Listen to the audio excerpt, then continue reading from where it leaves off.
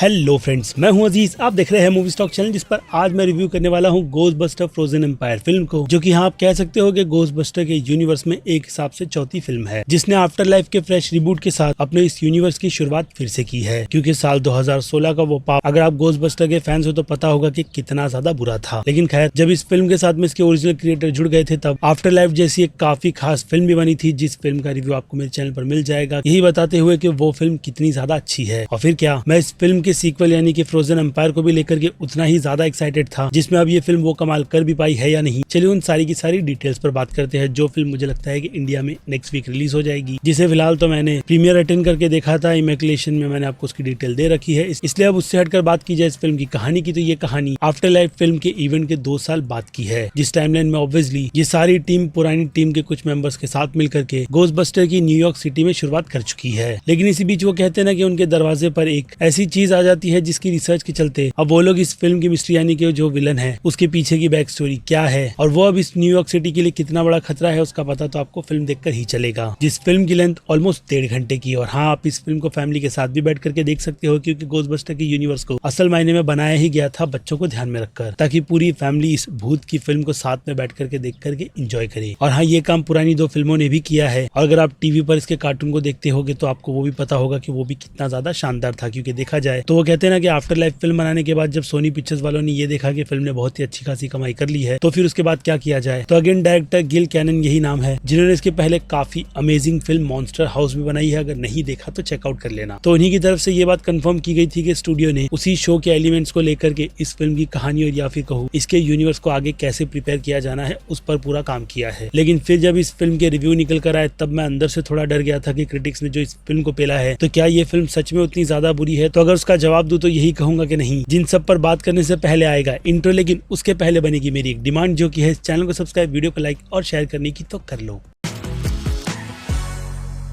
So friends, तो इस film की कहानी यानी कि इस फिल्म के बारे में जो शुरुआत के इंट्रो में मैंने आपको कई सारी जो डिटेल्स दी है, मुझे लगता है कि उतनी ज्यादा भी देनी चाहिए थी। लेकिन खैर, एज अ फैन मैं ये चाहता हूं कि आप पूरी तरीके से सेटिस्फाई हो जाए कि क्या आपको आपका समय इस फिल्म पर देना भी चाहिए या नहीं। और मैं कहूंगा कि डेफिनेटली एज अ फैन आप इस फिल्म को एक बार तो जाकर के थिएटर में जरूर देखिएगा, जो कि गोस्टबस्टर के यूनिवर्स की अगर कंपेयर करूँ तो अवेंजर्स इन्फिनिटी वॉर फिल्म है, जिसके पोस्टर में ही आपको कई सारे कैरेक्टर्स नजर आ जाते हैं, और इसके अलावा एक ऐसा बैडएस विलन जिसकी हाइप इस फिल्म में कहानी के तौर पर बहुत ही ज्यादा तगड़ी तरीके से बनाई जाती है। लेकिन वो कहते हैं ना कि एंड में आकर हक दिया, तो हाँ, उस विलन को लेकर के भी कुछ यही होगा। और इसके अलावा ये फिल्म जो जबरदस्ती के एवेंजर्स बनने की कोशिश करती है, तो उसमें बस यही कहूंगा कि नॉस्टैल्जिया के नाम पर इस फिल्म ने जो ट्रैक चुना है वो काफी ज्यादा रिस्की भी माना जाएगा, क्योंकि अगर इस तरीके की फिल्मों में नॉस्टैल्जिया नहीं होगा, वो भी बहुत ज्यादा कम, तो फिर ऐसे में फैन खुद क्वेश्चन करने लगते हैं कि वो इस यूनिवर्स की फिल्म देखने आए भी है तो क्यों है। और ये फिल्म मुझे देखते वक्त एग्जैक्ट वैसी ही लग रही थी, लेकिन इसे देखकर ये भी खुशी हो रही थी कि गोस्टबस्टर के यूनिवर्स में कुछ अलग किया जा रहा है, खास करके गैजेट्स को लेकर के, जो ये फिल्म आज की मॉडर्न टेक्नोलॉजी को ध्यान में रखकर कई ज्यादा अपग्रेड भी करती है। और ऊपर से बात की जाए पुराने एक्टर्स की, तो जितनी ज्यादा वो कहते हैं ना कि एक्साइटमेंट इस फिल्म के आफ्टर लाइफ के आने की थी, और जो मिस्ट्री बनी पड़ी थी कि सारे के सारे एक्टर्स इस फिल्म में हमें नजर भी आएगी या नहीं, और उसके बाद उस फिल्म ने इतना हिट किया था, तो इस फिल्म के पोस्टर और इसकी पूरी प्रेजेंटेशन से ही आप कह सकते हो कि एक तरीके से वो फीलिंग पूरी तरीके से मर चुकी है। और हाँ, फिल्म में भी कुछ वैसा ही होता है, क्योंकि ये सारे अमेजिंग पुरानी कैरेक्टर्स इस फिल्म में गिनती के बराबर मेरे ख्याल से आधे घंटे के दिखाए गए होंगे, जो बस कुछ काफी बड़ी चीजें हो रही है तभी ही एंटर करते हैं, क्योंकि इसके अलावा पूरी फिल्म को नई कास्ट के कंधे पर रखा है, और खास करके फोबी के कंधे पर डाला गया है। और उसकी एक बेकार सी स्टोरी शुरुआत में देखने में काफी ज्यादा अच्छी लगती है, लेकिन आगे वो जिस तरीके से खसकती है, तो जैसे कि मैंने कहा, वो बिना सर पैर की हमें बार बार दिखा करके बोर ही करती है। क्योंकि उस स्टोरी में फोबी का कैरेक्टर जिस किसी से भी इंटरेक्ट करता है, अगेन जबरदस्ती की एक ऐसी चीज डेवलप की जा रही थी जिसे देख करके मुझे थोड़ा अंदर से डर लग रहा था। मैं बात कर रहा हूँ LGTV की। लेकिन उसके बाद वो एंगल उस पूरी फिल्म में मुझे नजर ही नहीं आया, और फिल्म उस कैरेक्टर के स्टोरी आर्क को लेकर के जबरदस्ती का एंड भी देती है, जिसकी अगेन फिर कोई जरूरत नहीं थी। और ऊपर से उस कैरेक्टर को आफ्टर लाइफ के बाद जो इसमें ना घुलने मिलने का भी चेंज दिया गया है, वो भी बहुत ज्यादा बचकाना है, जिसमें मैं राइटिंग को स्टूपिड ही कहूंगा, जो कि इस यूनिवर्स में किस तरीके से खेलना चाहिए फिलहाल तो उस पर अभी भी स्ट्रगल ही कर रही है। लेकिन फिर से कहूंगा कि जितना ज्यादा इस फिल्म को क्रिटिक्स ने पेला है, उस हिसाब से तो ये फिल्म वो चीज डिजर्व नहीं करती, क्योंकि मेरी नजर में ये फिल्म गोस्टबस्टर के यूनिवर्स की एक ऐसी फिल्म है जो कि अपने ट्रैक से थोड़ा बहुत ही भटकते हुए फिर भी इतना तो सेटिस्फाई कर देती है कि मैं गोस्टबस्टर के यूनिवर्स में अब आगे कुछ भी आऊंगा तो इस तरीके की फिल्म देखना नहीं चाहूंगा, क्योंकि इस रिस्की मूव पर चलकर उन लोगों ने यानी कि खास करके सोनी पिक्चर स्टूडियो ने बहुत कुछ सीख भी लिया होगा, जिसमें अगेन और कुछ डिटेलिंग की बात की जाए तो इतने सारे कैरेक्टर्स नहीं भरने चाहिए थे, और ऊपर से मैजिक जैसी चीज इस फिल्म में घुसा करके वो भी एक ह्यूमन के थ्रू इस फिल्म की लेगेसी के साथ में मजाक ही किया जा रहा है। बाकी कुमार लंजानी का कैरेक्टर आपको पता ही होगा कि फिल्म में थोड़े फन के एलिमेंट के लिए कहीं ना कहीं स्ट्रगल करता हुआ नजर आता है, जिसकी मुझे लगता है कि फिल्म में जरूरत थी। और बाकी घोस्टबस्टर की जो असल आत्मा होती है उसे निकाल करके ये फिल्म जितने भी घोस्ट को दिखाती है शहर में, उसमें से आधे से ज्यादा या फिर कहूँ 70% के इवेंट दिन में हो रहे हैं भाई, जो कि अगेन स्क्रीन पर देखने में बहुत ज्यादा बुरा लग रहा था। क्योंकि जैसे कि मैंने कहा, मैं घोस्टबस्टर के यूनिवर्स का फैन हूँ, और ये चीज अगर ऐसे काफी अच्छे यूनिवर्स के साथ होगी तो बुरा तो लगता ही है। बट फिर भी कहूंगा कि डायरेक्टर ने अपना अच्छा टेक देते हुए एक ठीक ठाक सी टाइम पास सी फिल्म बनाई है, जिसके फ्लॉज से लेकर के पॉजिटिविटी भी मैंने आपको गिनाई है। और हाँ, बाकी बात की जाए विंस्टन के कैरेक्टर की, तो भाई ये बंदा पता है कि काफी ज्यादा पैसे वाला है, लेकिन इसका बिजनेस क्या है, ये पैसे वाला ऐसा कैसे बना, वो भी तो बताओ, जो कि ये फिल्म बिल्कुल भी कवर नहीं करना चाहती। लेकिन हाँ, नए गैजेट्स को लेकर के कहूंगा कि भाई काफी सारी अच्छी चीजें दिखाई गई है, और बाकी जो गोस्ट की डिजाइन भी है वो भी पुरानी फिल्मों की लेगेसी को काफी अच्छी तरीके से आगे बढ़ाती है, लेकिन दिन में तो बिल्कुल भी नहीं। बाकी मार्शमैलो के गोस्ट को फिल्म में आप समझ सकते हो कि क्यूट दिखने के लिए ही रखा गया है, क्योंकि मिनियंस इसी पर बॉक्स ऑफिस पर बिलियन की कमाई करते हैं। तो यहाँ पर सोनी वाले इन मार्शमैलोस को भी लेकर के कुछ उसी तरीके की चीजें करना चाहते हैं, या फिर कहूँ एक्चुअल में इस फिल्म में कर भी रहे हैं, जिसके यहाँ एंड में आपको रुकना है तो आप एंड क्रेडिट के लिए रुक सकते हो, जो मुझे लगता है कि किसी भी तरीके का काम का है। और फिर इससे हटकर बाकी सभी के सभी एक्टर्स की परफॉर्मेंस की भी बात करें तो सभी की परफॉर्मेंस फिल्म में ठीक ठाक सी है, जिसमें अब भी काफी ज्यादा शाइन होते हुए अगर कोई एक्टर आगे नजर आता है तो वो नाम भाई पॉडकास्ट के कैरेक्टर का ही है, जो कि आफ्टर लाइफ में भी शाइन हो रहा था और यहाँ पर भी शाइन ही होता है। क्योंकि जैसे कि मैंने कहा, इनके अलावा पुरानी कास्टिंग फिल्म में वो कहते हैं ना कि खाने में स्वाद अनुसार ही है। जिसके बाकी डायरेक्शन की बात करें तो फिल्म का डायरेक्शन अच्छा है, लेकिन दिन का टेक यार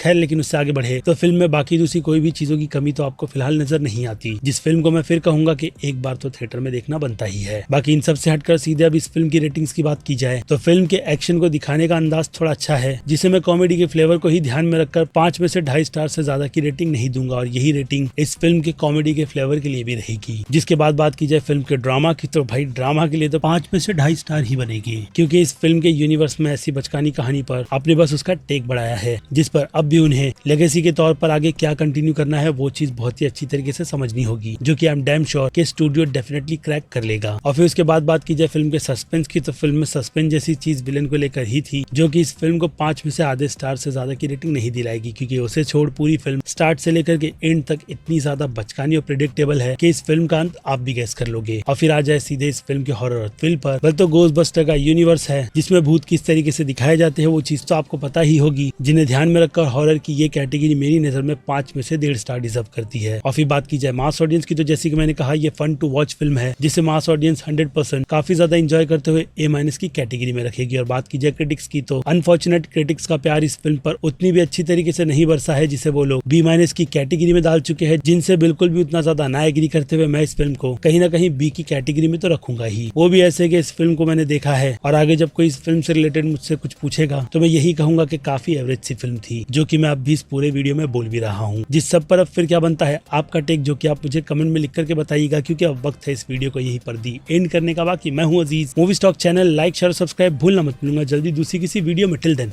बाय।